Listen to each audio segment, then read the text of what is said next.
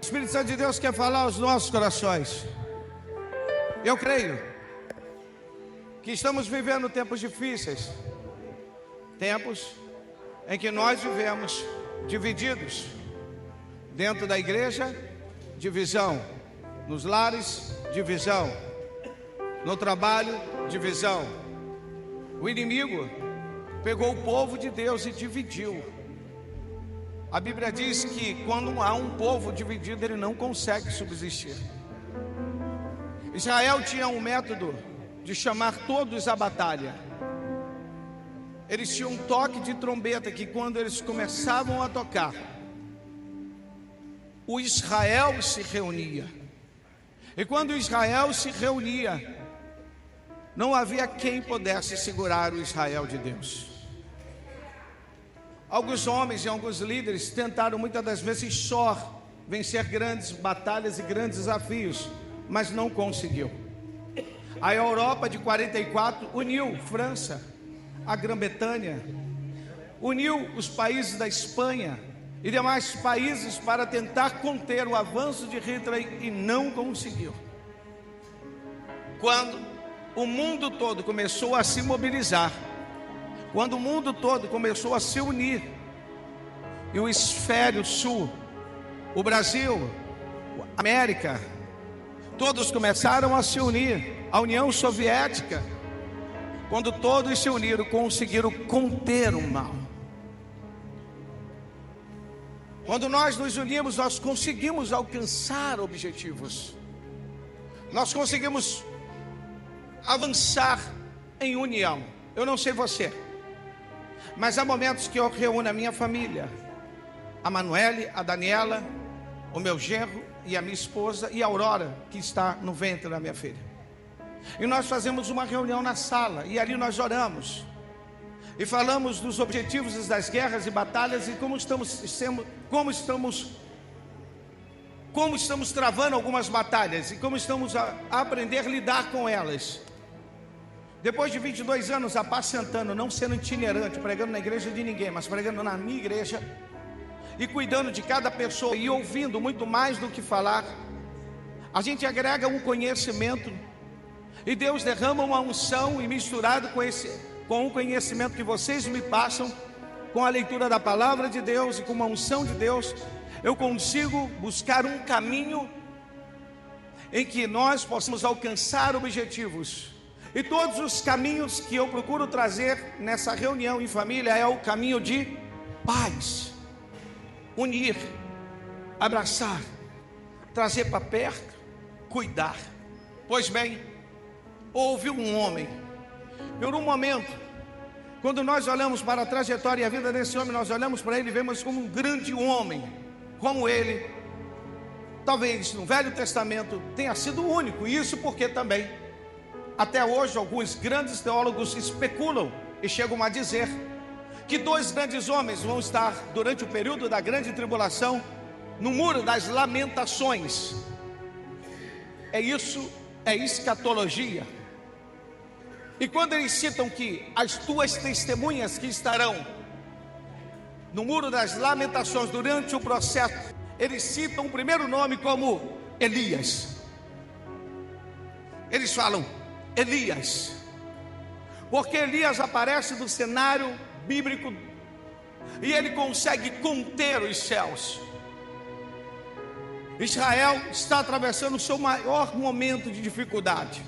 Acabe e Jezabel está matando os profetas. Os profetas são arrastados pelos cavalos, são cerrados ao meio, penas capitais.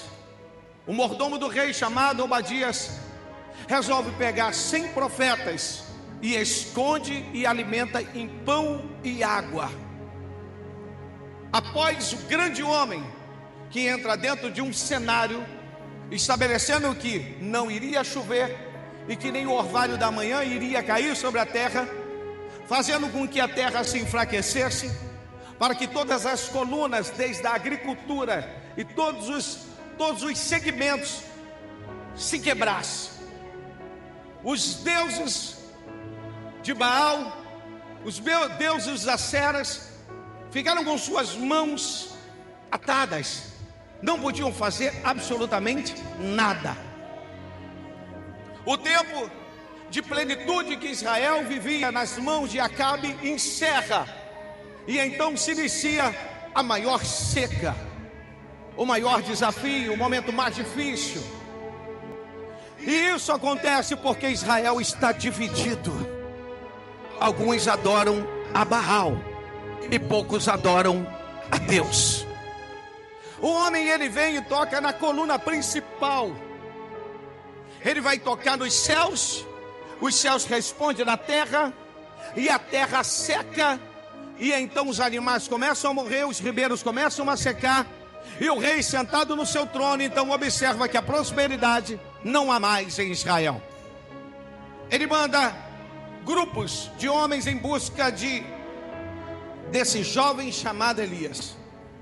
Elias é caçado por todas as nações, querem encontrar Elias.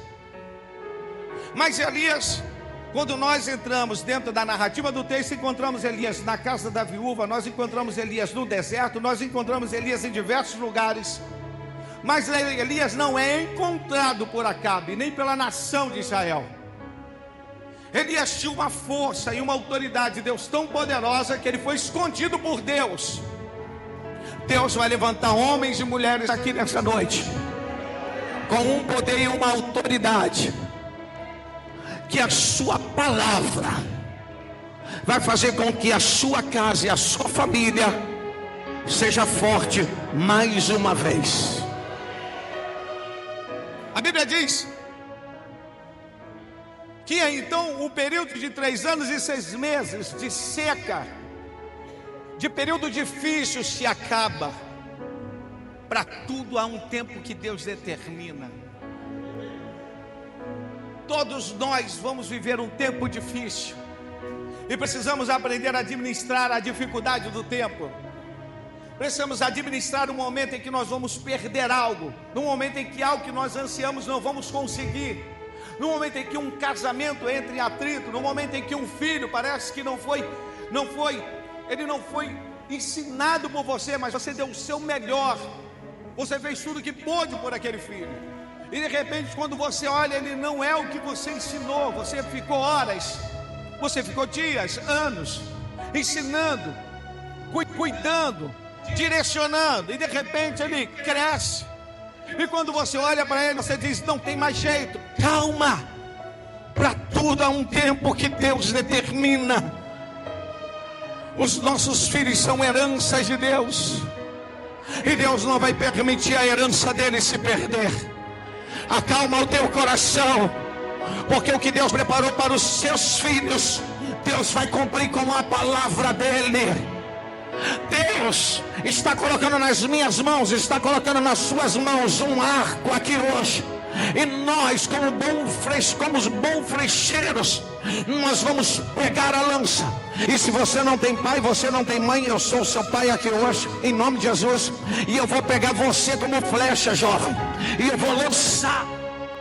E eu vou lançar muito mais longe de onde eu possa ver, onde eu possa ter pisado. Porque você tem uma promessa para viver grandes momentos na presença de Deus. Só quem está vivo dá um glória para Deus aqui nessa noite. Elias, escute bem, está totalmente dividido o Israel de Deus. Então Elias resolve voltar, e ele encontra Obadias, e Obadias, ele diz: Obadias, diz para Acabe que eu voltei. Mas Obadias olha para Acabe, para Elias, e diz: meu senhor, por favor, não faça isso comigo. Todos nós te procuramos em todos os termos, em todos os lugares, em todas as nações, e nós não te encontramos. E agora há pouco o rei Acabe, nos dividimos em partes para te procurar, e agora tu apareces diante de mim, e tu fala para mim, para ir dizer a Acabe: não, eu não posso fazer isso.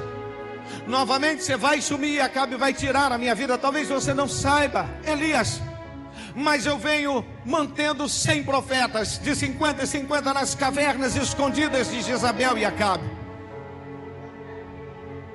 Pois bem, vai ter momentos que eu sei que Deus colocou essa mensagem ao meu coração, Porque tem pessoas que entraram em cavernas aqui. Tem pessoas que entraram em lugares e não querem sair. Mas esse lugar que a vida te levou e te colocou lá dentro não é o seu lugar. Você já teve tempos brilhantes. Você já conseguiu superar adversidades tremendas. Se eu te perguntar o que você atravessou e o que você superou, dá para escrever um best-seller da sua vida. Quantas vezes você dobrou seu joelho e orou por alguém da sua casa e Deus respondeu? Quantas pessoas internadas no hospital, ou até mesmo você no leito de morte, você clamou e o céu se abriu e Deus te respondeu? Quantas vezes você se viu afrontado por alguém e pensou que a sua vida iria se esvaziar, e de repente Deus cuidou de você como um escudo e segurança, guardando você? Quantas vezes você não tinha um centavo no bolso, lhe faltou dinheiro, lhe faltou tudo, mas quando você abria a despensa, tinha lá um pouquinho de arroz. Quando você abria a geladeira, tinha lá um ovo. E quando você mexia na cisterna, na despensa, você achava farinha, e você conseguia comer aquela noite. E no outro dia chegava o Deus da providência batendo na tua porta, dizendo: eu sou o teu Deus, eu não vou te abandonar. São experiências que nós passamos. Pois bem, Elias, ele conversa com Acabe, e ele chama Acabe a subir o Monte Carmelo com todos os profetas de Baal e os profetas de Acera. Os profetas de Acera, os 450 profetas. E ele diz sobre o monte: somente eu fiquei. Escute, façamos algo. Pegue 2 novilhos, parta em pedaços, entregue para os profetas de Baal e dê a minha parte a mim. Israel está dividido. Sobre o monte está o rei Acabe, junto com seus conselheiros, com os príncipes e todos os sacerdotes de Baal, sacerdotisas, sacerdotes, profetas de Baal, 850 homens. O Israel do lado do rei Acabe e do outro lado um homem sozinho. Quem olha para ele diz: hoje chegou o dia dele morrer. Todos sabiam que Acabe queria tirar a vida dele. Hoje chegou o dia de acabar com a vida desse homem. Ele está sozinho, peito estufado, porque antes ele subiu o Carmelo, Deus falou com ele. Deus deu uma ordem a ele. Os céus se abriu e Deus falou: vai lá diante de Acabe, que eu vou fazer cair chuva do céu. Mas o que Deus havia falado é que iria mandar chuva. Mas Elias foi ousado, porque antes de eu e você receber uma plenitude da bênção de Deus, primeiro eu e você, antes de sentir a chuva cair sobre as nossas cabeças como uma chuva de bênção, eu e você vamos ter que sentir o fogo do Espírito Santo de Deus descer sobre o sacrifício.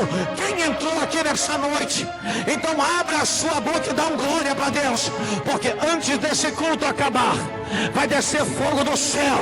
Pessoas serão batizadas, renovadas. O anjo do Senhor vai até a tua casa. Enquanto você está aqui, se prepara. Tem resposta de Deus para a nossa vida. E Elias, ele faz o seu sacrifício. Os profetas de Baal realizam o seu sacrifício. E o acordo o tratado é: aquele que fazer fogo descer do céu, esse é Deus. Todo Israel está do lado do Monte Carmelo, do lado de Acabe, do lado dos profetas de Baal. E do outro lado tem um homem sozinho. Esse homem sou eu e você. Essa pessoa do outro lado sou eu e você.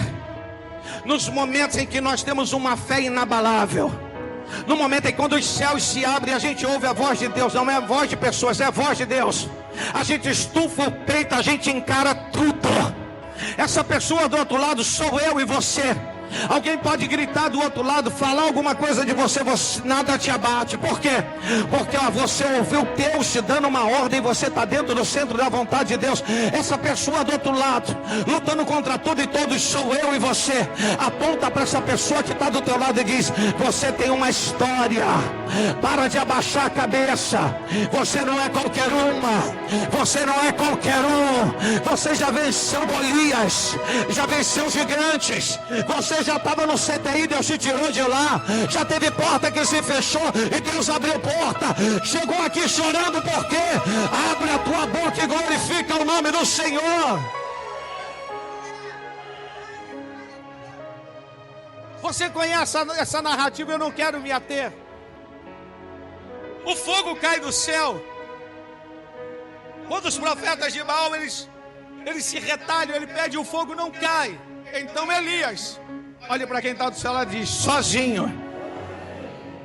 Tem coisas que nós vamos ter que fazer só. Eu estou pregando para homens e mulheres de Deus que já assumiram a responsabilidade de subir o monte sozinho. Eu estou pregando para homens e mulheres essa noite que já assumiu a responsabilidade enquanto a casa toda está dormindo.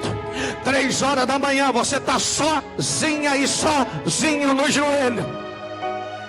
Eu estou pregando para homens e mulheres de Deus nessa noite que assumiu a responsabilidade, presbítero Luiz Cláudio, de que quando todo mundo diz não, nós, cheio de fé do outro lado, contra tudo e contra todos, contra a autoridade do rei Acabe, a gente do outro lado diz: tudo posso naquele que me fortalece. Estou pregando para mulheres que já oraram, que já venceram grandes desafios, e que pode ser que hoje você tenha, não sei, tomado como um pugilista um soco no rosto e você beijou a lona. Eu quero convidar você a lembrar das promessas de Deus na tua vida, a lembrar quem você era e quem Deus te tornou, e lembrar que sempre depois de uma caída, de uma pancada, poderoso Deus te levanta com autoridade, com autoridade, com autoridade. Sou eu e você que estamos do outro lado. Do lado de cá está o rei Acabe com todos os profetas de Baal, e eu e você que lutamos contra tudo e todos estamos do outro lado, quando a porta se fecha. Sou eu e você que estamos encarando o desafio, estamos falando: eu resolvo isso. Sou eu e você que estamos do outro lado dizendo: eu resolvo isso, porque Deus me mandou. No momento mais alto em que podemos olhar para dentro de nós e falarmos: eu estou 10 espiritualmente. Estou jejuando 24 horas. Estou brincando, buscando a Deus de madrugada. Eu estou falando nós. A gente se sente num período em que a gente ouve Deus, que os nossos ouvidos param de ouvir tudo em volta de nós e a gente ouve só Deus. A gente encara tudo. A gente pega trabalho de macumbaria que tem gente que tem medo de colocar a mão. A gente pega, vai lá e desfaz. Está aqui, ó, estou devolvendo, ó, porque de hoje em diante aquela pessoa não é mais sua. O acordo está quebrado, o pacto está sendo quebrado. Larga ela, larga ele, porque agora é do céu, é cidadão do céu. Então Elias é essa pessoa que sou eu e você nos nossos melhores dias, nos nossos melhores momentos, nas nossas melhores situações em que nós encaramos e que todos ficam do outro lado. E a nossa fé é tão grande que a gente não vai só pedir para fazer fogo descer do céu. Antes a gente vai pedir o que falta. O que está faltando em Israel? Falta água? Então enche 4 cântaros e derrama em cima do sacrifício. Já tentou botar fogo em algo molhado?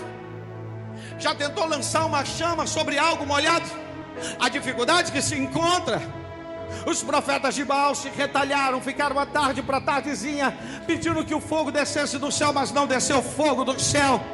E por que não dizer que esta é, dentro das narrativas bíblicas, a primeira vez que homens vêm assistir fogo descendo do céu? Porque na primeira e única vez que fogo desceu do céu, somente um homem assistiu à distância.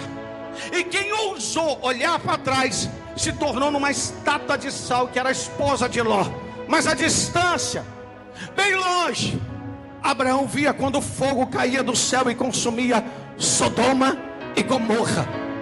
Mas a família de Ló, que saía de dentro de Sodoma e Gomorra, tinha uma ordem: não olhes para trás. Eu tenho uma palavra de Deus para a sua vida que entrou aqui nessa noite. A vida bate, mas o Espírito Santo de Deus quer nos encher. E quando Ele te encher, não olhes para trás. Não olhes para trás. Avança. A Bíblia diz que Elias manda derramar por 3 vezes 4 cântaros de água ao redor e em cima do sacrifício. Mas é aí que eu encontro algo importante dentro dessa narrativa. Elias está só. E antes de ele pedir para Deus derramar fogo do céu, ele precisa preparar o altar. Olha para quem está do seu lado e diz: precisamos preparar o altar.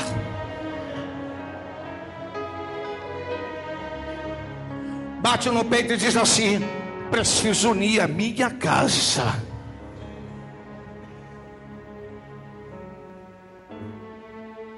Elias, sozinho, vai pegar as pedras para colocar por baixo de um novilho. E não são pedras pequenas. Então ele sai e vai pegar a primeira pedra, pastora. Ele traz e ele diz: essa pedra é a tribo de Judá. Aí ele sai e pega outra pedra. Para eu e você vencer, requer sacrifício. Deus vai fazer fogo descer do céu. Deus vai cumprir propósitos dos nossos corações. Mas a pergunta é: está preparado para ir buscar as pedras sozinho? Pedras pesadas, Luiz. Vim carregando e todo mundo olhando, falando: é um doido, é um maluco. Não tem ninguém para ajudar a levantar o altar, porque ele está sozinho. Eu estou falando comigo e estou falando com você. Nós temos uma capacidade, no tempo da nossa adversidade, de pegar coisas que ninguém pode pegar, que precisa de 850. Apenas um homem, apenas uma mulher, cheios da unção de Deus, vai unir a família.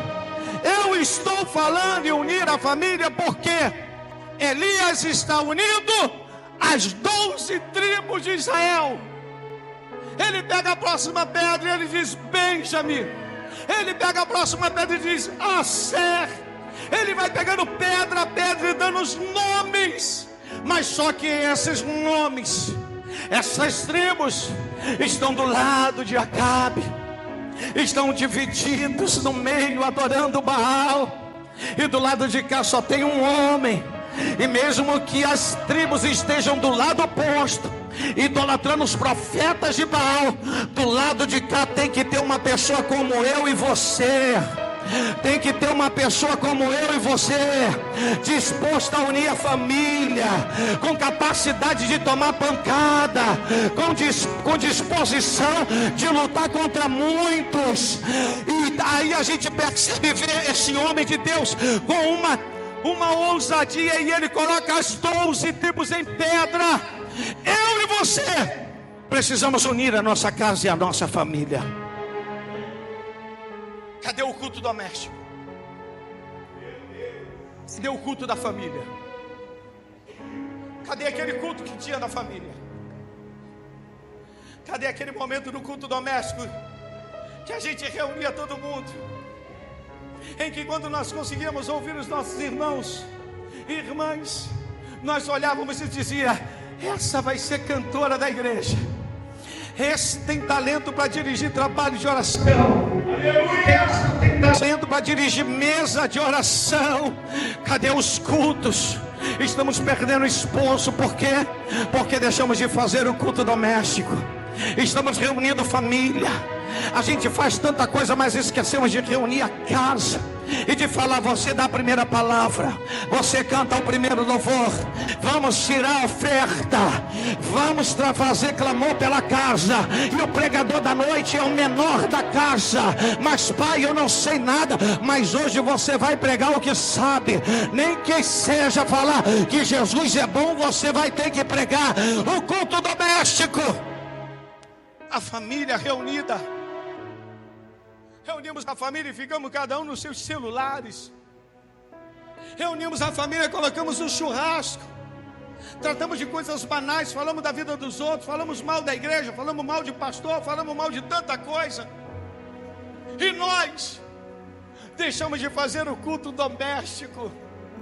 Meu irmão, semana passada estava lembrando que nós saímos da rua Andaluzia em Bento Ribeiro e tínhamos que passar para o outro lado da rua.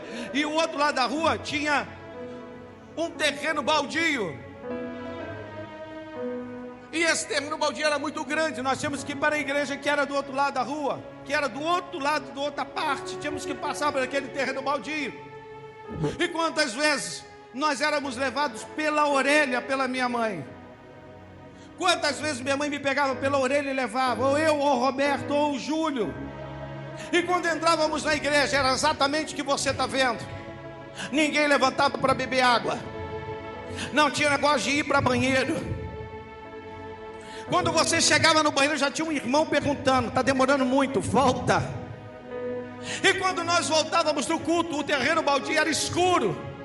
Do lado esquerdo havia um centro espírita. E tinha uma irmã, que eu não me recordo o nome nesse momento. E o Beto falava para mim: chama a irmã e pede para ela ligar a luz para a gente passar. E eu começava a gritar o nome dela: irmã. E eu gritava, o Roberto gritava, e ela ligava uma luz que iluminava o caminho por onde nós íamos passar. Tem coisas que nós não podemos esquecer jamais. Tem caminhos que nós percorremos que nós não podemos esquecer jamais. Que por mais escuro que seja, sempre vai ter uma irmã, sempre vai ter um irmão. Não, você não entendeu, eu estou falando com você aqui hoje. É você que vai ligar a luzinha da casa, lá da sua casa, para fazer a família passar por aquele terreno.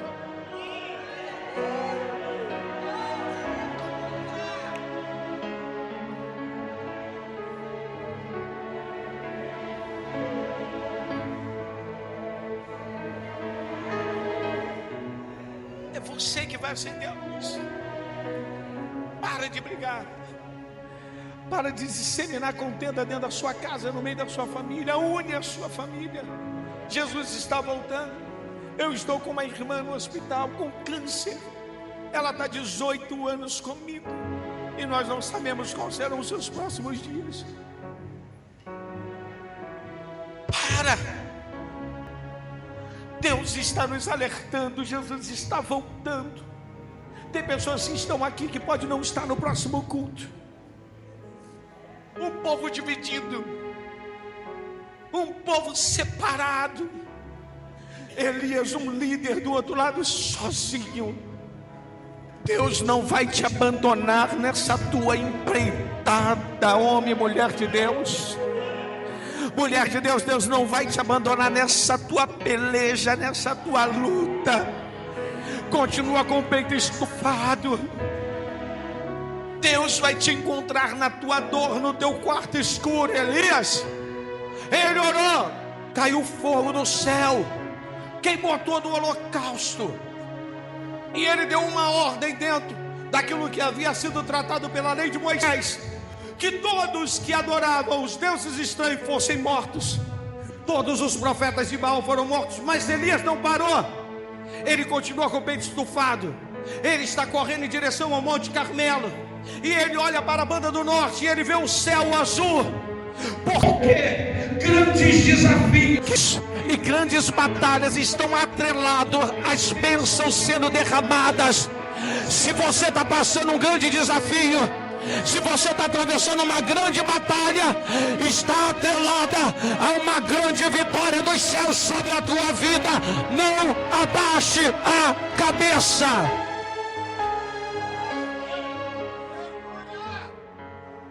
Elias sobe o Monte Carmelo, e depois de todo esforço que ele fez, agora ele vai orar.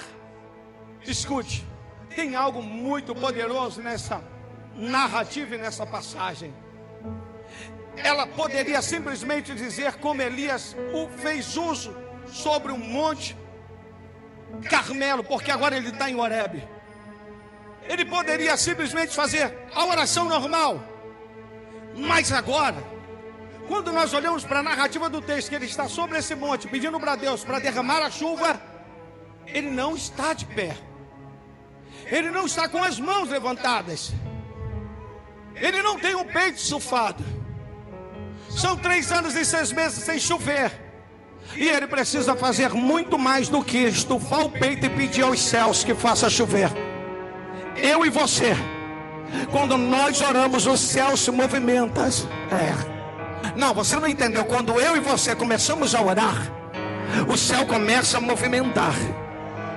Quando eu e você começamos a clamar, os anjos de Deus começam a peleja.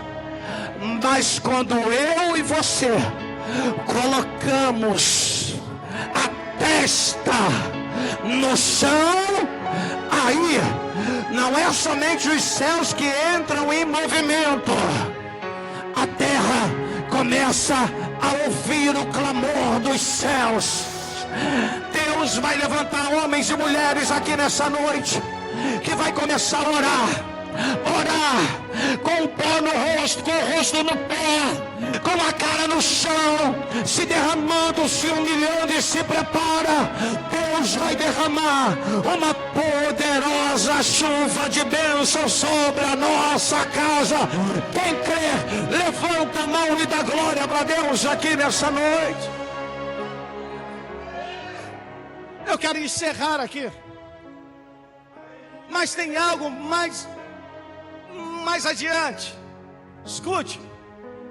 Ele olha e ele vê uma nuvem do tamanho de uma mão, e ele diz para Geazi: Geazi, vai e diz, vê o que está lá. Tem uma nuvenzinha. Ok, ele tem um jovem com ele chamado Geazi, que é o seu conservo, caminhando com ele. Cuidado com quem você está andando. Tem coisas que você vai ver e vai acreditar que a pessoa que está do teu lado vai tentar desacreditar. Cuidado com quem você está andando, porque no momento em que você está com o rosto no pó, a pessoa está de pé, porque ela não acredita naquilo que os céus podem fazer. Cuidado com quem você está andando, porque tem alianças que você e eu não podemos fazer, porque o céu não permite.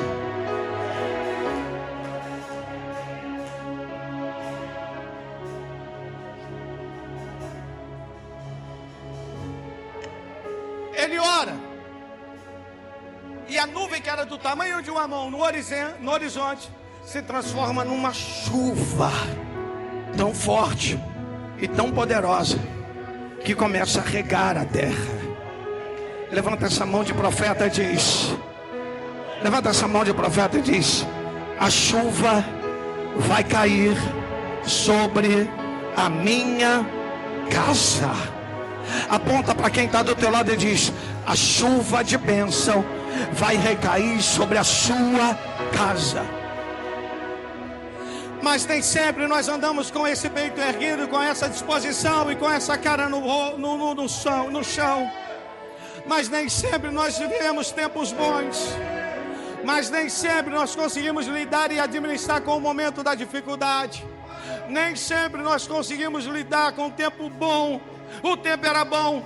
E se você for na narrativa do texto, Elias está descendo o Monte Carmelo, correndo alegre, e de repente um emissário de Satanás, um enviado de Satanás, chega até ele e diz: Jezabel mandou dizer que até amanhã, nessas horas, ela vai te fazer o que tu fizeste aos profetas dela. Agora escute, é a vida.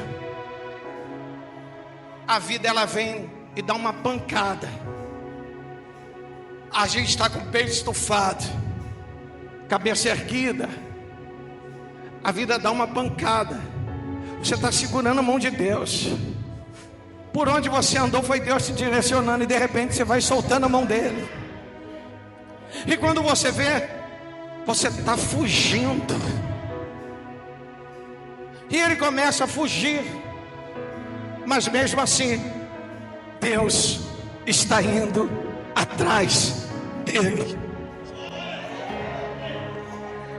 Ele está fugindo e para debaixo de um pé de zimbro. E o Deus que eu sirvo, que é o Deus que você serve, é tão amável que ele coloca um anjo enquanto o servo dele está fugindo, e Deus está no encalço dele, Deus está indo atrás dele. Deus não mandou ele para onde ele está indo. Escute, Deus não mandou, mas ele está fugindo. E quando ele desperta, ele olha, tem um banquete. Mesmo quando eu e você, no desespero da vida, quando tomamos uma pancada, e quando aparentemente nos esquecemos das bênçãos de Deus e nos afastamos um pouco, Deus continua caminhando comigo e com você. Ele continua caminhando ao nosso lado. Ele continua indo porque ele sabe que você não está bem. Ele sabe que essa máquina feita da cabeça até a planta do pé, às vezes ela descontrola, e ele vê que teu coração agitou, a tua cabeça está funcionando mais do que deveria, e ele continua caminhando com você. Você está indo no caminho diferente, mas ele continua indo e coloca a mesa para servir. Ele está dizendo, você está indo na contramão, mas eu estou te servindo, porque você é meu, escolhido meu, amada minha. Estão tentando acabar com você, mas eu estou indo com você. Jezabel falou que ia acabar com você, mas eu estou do teu lado. Mandei os anjos descer do céu para te servir.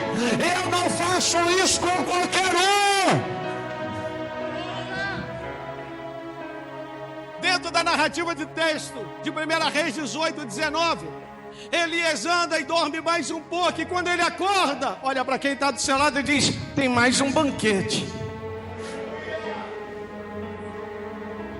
E então vai chegar aonde eu queria.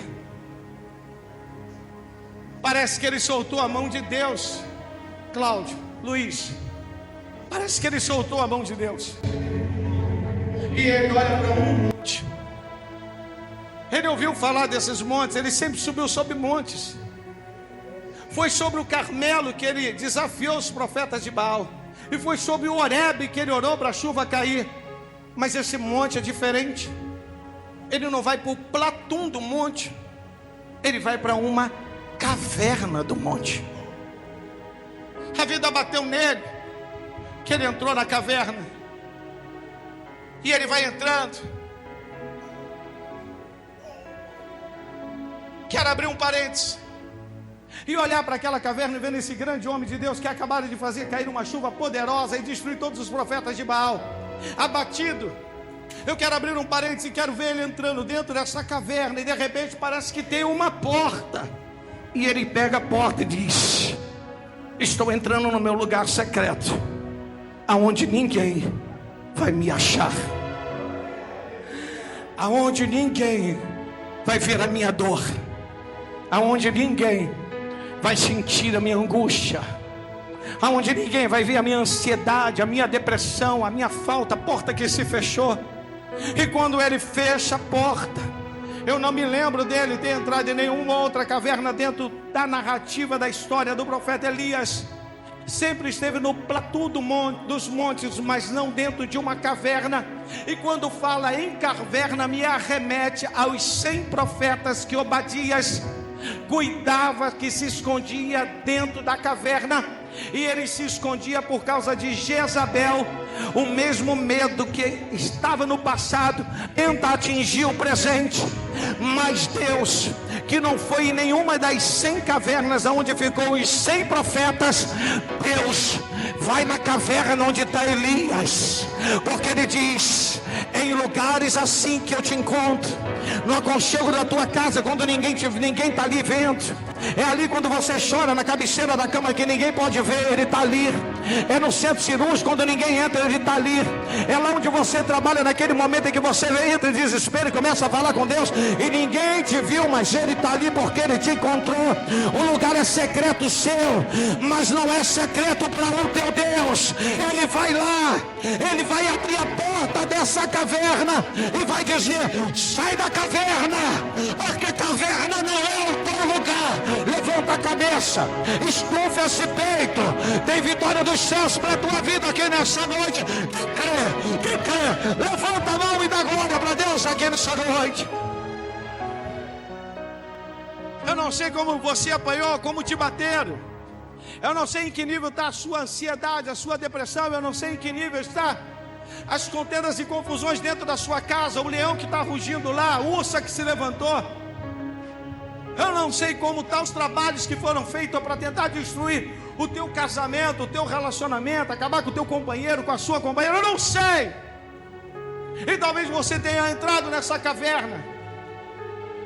Você se afastou de todo mundo. Você não quer que ninguém saiba do que você está passando. E essa caverna é o seu secreto. Mas Deus é o Deus do secreto. E Ele manda te dizer nessa noite, com essa palavra profética sobre as nossas vidas, o Senhor Deus manda falar para mim e para você: prepara a sair da caverna. Prepara para sair da caverna. A caverna não é para você. A caverna não é para você.